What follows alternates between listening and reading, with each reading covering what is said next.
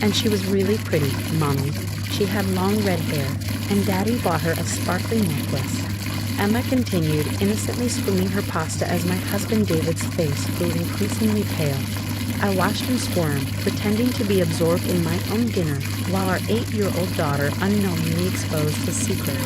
Emma, sweetie, you must be mistaken, David stammered, shooting me nervous glances. I was at work all day. No, Daddy, I saw you. When Grace's mom took us to the mall after school, you were at the jewelry store with a pretty lady. I set down my fork, maintaining my composure. David, you barely touched your dinner. Is everything all right? My name is Catherine, and at 35, I was watching my decade-long marriage unravel over spaghetti and meatballs. But unlike my husband, who was practically sweating through his expensive dress shirt, I wasn't surprised. I'd known about his affair for 2 months. It started with small changes, late nights at the office, mysterious weekend business meetings, and suddenly needing to work out at 8 p.m. Classic signs, really, but the confirmation came from our joint credit card statements. Charges at high-end restaurants on nights he claimed to be working, hotel bookings disguised as business expenses, and jewelry store purchases that never made their way to me. Emma, honey, why don't you go play in your room for a bit? David suggested, his voice strained. Daddy needs to talk to Mommy. But I'm not finished with my dinner. Emma protested. It's okay, sweetheart, I said calmly. Finish your dinner. Your father and I can talk later. David shot me a desperate look, but I just smiled and asked Emma about her day at school. He had no idea that while he'd been planning romantic rendezvous with his red-headed mistress, I'd been making plans of my own. 2 months ago, when I first discovered his affair, I contacted the best divorce attorney in the city. Together, we'd been meticulously documenting everything, the suspicious charges, his absences, even hiring a private investigator to gather photographic evidence. I'd opened separate bank accounts, secured copies of all our financial records, and started quietly moving my personal assets out of our joint accounts. The lady called Daddy Sweetie too. Emma continued innocently. Just like you do, Mommy, and they were laughing a lot. David abruptly stood up, his chair scraping against the floor. I need some air, he muttered, heading for the back door. David. I called after him, my voice steady. Don't forget you promised to help Emma with her science project tonight. The one about family trees. He froze, hand on the doorknob. The family tree project, due tomorrow, where Emma had to present about her family to her 3rd grade class. The same class that redhead Melissa's daughter attended. The same Melissa who worked as his executive assistant and was now apparently shopping for jewelry with my husband. I'll be back soon, he stammered, practically running out the door. I helped Emma finish her dinner, listening to her chatter about school and friends, including casual mentions of Miss Melissa's daughter that made the whole picture crystal clear. My daughter had unknowingly been my best source of intelligence over the past months, dropping innocent comments about seeing Daddy at various places with her friend's mom. After tucking Emma into bed, I sat in our home office, reviewing the latest email from my attorney. Everything was in place. Documentation of David's affair, financial records showing his misuse of our joint funds, and evidence of his attempts to hide assets. Tomorrow, he would be served with divorce papers at his office, right in front of his precious Melissa. My phone buzzed with a text from David. Working late tonight. Don't wait up. I smiled, typing back, of course, honey. By the way, Emma did such a wonderful job on her family tree project. She even included a picture of you and Melissa from the mall today. Her teacher will love it. There was a long pause before my phone started ringing. I let it go to voicemail, instead opening my laptop to finish some work. As the CEO of my own marketing firm, I had built a successful career while David climbed the corporate ladder. He had no idea that I'd already secured my company's assets and documented how he tried to use our joint accounts to fund his affair. The front door burst open 20 minutes later. David rushed in, face flushed and tie askew. Catherine, we need to talk. I looked up from my laptop, the picture of calm. About what, David? About how you've been sleeping with your assistant? About the jewelry you've been buying her with our joint account? Or about how our daughter saw you today and innocently exposed everything at dinner? He stared at me, mouth opening and closing like a fish out of water. I can explain. Save it for your lawyer, I replied, turning back to my work. You'll be hearing from mine tomorrow morning. The next morning, I went about my routine as if nothing had changed. I made Emma's breakfast, packed her lunch, and drove her to school, all while David watched me nervously from the kitchen, still wearing yesterday's rumpled clothes after spending the night on the couch. Catherine, please. He tried again as I gathered my work files. We can work this out. It was a mistake. I checked my watch. 8:45 a.m. Perfect timing. A mistake.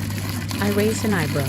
Like the mistake of booking the Ritz-Carlton on our anniversary weekend, but not with me, or the mistake of using our family vacation fund to buy Melissa that tennis bracelet. His face went white. How did you? Oh, David. I smiled, picking up my briefcase. I know everything, and in about 15 minutes, your entire office will too. I hadn't built my marketing firm from the ground up without learning how to time things perfectly. As I pulled out of our driveway, I received a text from my attorney confirming that his associate was entering David's office building, right on schedule. My phone started ringing immediately after, David probably realizing what was about to happen. I silenced it and continued driving to my office, where my team was preparing for an important client presentation. I had worked too hard to let David's drama affect my professional life. By 10 a.m., my phone was flooded with messages, not just from David, but from his family too. His mother, who had always treated me with thinly veiled disdain, left a voicemail full of tears and accusations. How could you embarrass our family like this? David is a good man. He made one mistake. One mistake. That's what they all called it. Not the months of lying, not the thousands spent on another woman, not the way he'd smiled at our daughter every day while betraying our family. Just one mistake. My assistant Sarah poked her head into my office. Your mother-in-law is in the lobby. Should I tell security to escort her out? I sighed, closing my laptop. No, I'll handle it. Margaret Davis stood in my lobby, designer handbag clutched tight, face pinched with anger. How dare you? She hissed as soon as she saw me, serving him with divorce papers at work, in front of everyone. Would you have preferred I did it at your country club? I asked calmly, or maybe during your next family dinner where you spent hours praising David while criticizing my career. He told me everything, she continued as if I hadn't spoken. About how you're always working, how you care more about your company than your family. No wonder he sought comfort elsewhere. I let out a small laugh. Comfort? Is that what we're calling it? Well, Margaret, since David told you everything, did he mention using our joint accounts to fund his affair? Or how about the fact that he tried to access Emma's college fund last week? That made her pause. David had always been her golden child, a successful son who could do no wrong. He wouldn't. Check your phone, I suggested. I'm sure the pictures are already circulating around the office. Your son being served divorce papers while standing next to his mistress. I hear Melissa's husband got his copies this morning too. Margaret sank into one of the lobby chairs, her righteous anger deflating. I almost felt sorry for her. Almost. You know what the funny thing is? I continued, keeping my voice low. I would have respected him more if he'd just been honest. Instead, he gaslit me for months, made me feel crazy for suspecting anything, all while parading around with Melissa in public, not even caring that his own daughter might see them. Emma? Margaret whispered, finally remembering her granddaughter. How is she? Confused, hurt, wondering why her daddy was buying jewelry for her friend's mom. I straightened my jacket. Now, if you'll excuse me, I have a company to run. You should probably check on David. I hear he's not having a great morning. As if on cue, my phone buzzed with a news alert. Someone at David's office had leaked the story to a local business blog. Senior executives served divorce papers in office romance scandal. Below was a picture of David, papers in hand, standing next to a red-faced Melissa. Margaret looked at her own phone, face crumpling as she read the headline. Without another word, she gathered her belongings and hurried out, likely rushing to damage control for her precious son. I returned to my office, where Sarah was waiting with coffee and a supportive smile. Your lawyer called, she said. Apparently, David's trying to access all your joint accounts. Let him try, I replied, sitting down at my desk. He'll find them all frozen. Amazing what banks will do when you show them evidence of financial infidelity. The rest of the day passed in a blur of meetings and calls.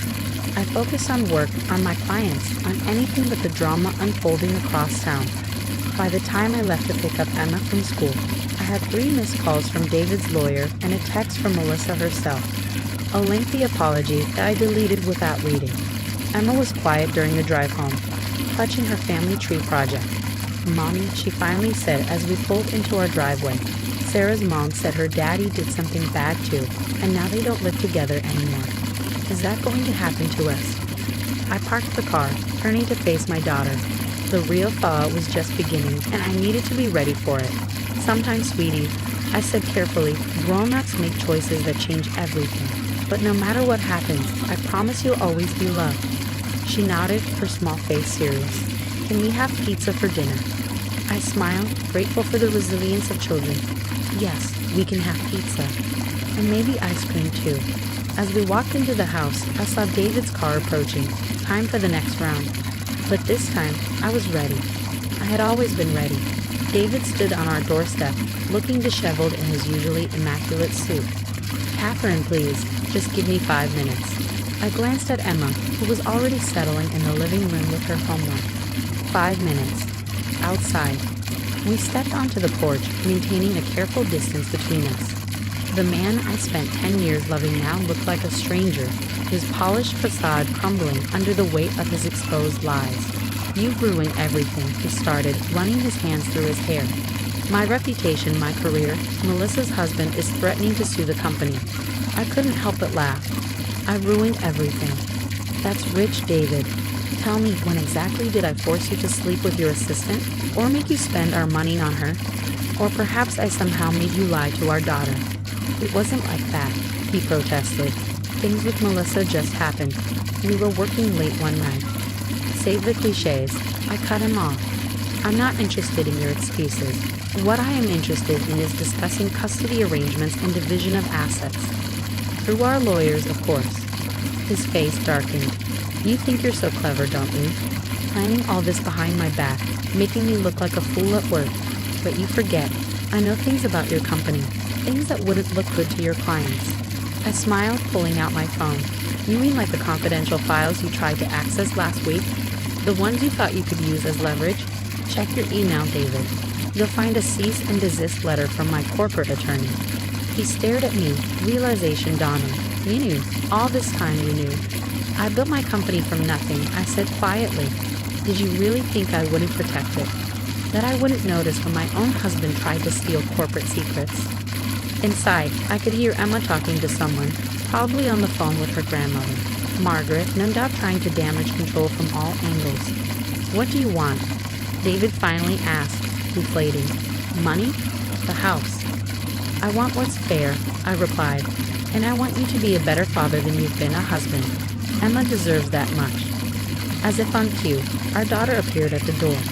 "Mommy, can we order the pizza now?" "Oh, hi, Daddy." The awkwardness was palpable. David tried to smile, but it looked more like a grimace. "Hi, Princess. How was school?" "Fine," she said, suddenly shy. "We didn't show our family trees today. Teacher said we'll do it tomorrow instead." I saw David flinch, remembering the project that had sparked this whole revelation. "Emma, honey, why don't we go pick which toppings you want? I'll be right there." After she disappeared inside, I turned back to David. "The lawyers will be in touch about a custody schedule. Until then, I suggest you find somewhere else to stay."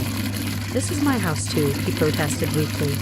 "Actually, I pulled out another document from my pocket. It's not. Remember when you were too busy with work to attend the refinancing meeting last month? I had you sign the quitclaim deed along with all those other papers you didn't bother to read." His face went from red to purple. "You can't do this." "I already did," I replied calmly. "Now, if you'll excuse me, I promised our daughter pizza." As I closed the door on his stunned face, I felt a weight lift from my shoulders. The past 2 months of careful planning, of maintaining a facade while gathering evidence, have finally paid off. Later that evening, after Emma was asleep, I sat on our back porch with a glass of wine. My phone buzzed with a text from my attorney. David had finally left the property, and his lawyer was reaching out to discuss settlement terms. Another message popped up, this one from Melissa. "I'm so sorry.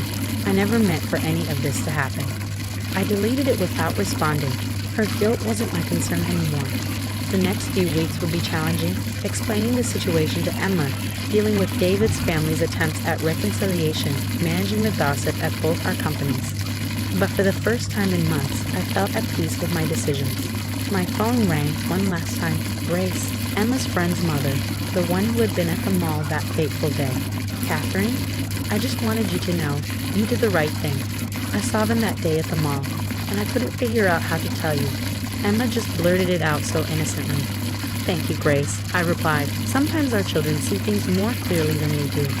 As I ended the call, I looked up at the stars, thinking about the future. It wasn't the life I'd planned, but maybe it would be better, stronger, more honest. Inside, Emma's family tree project lay on the kitchen table, waiting to be revived. Tomorrow, she would tell her class a different story about her family. Not the one she planned, but the true one. And sometimes that's the most important story of all.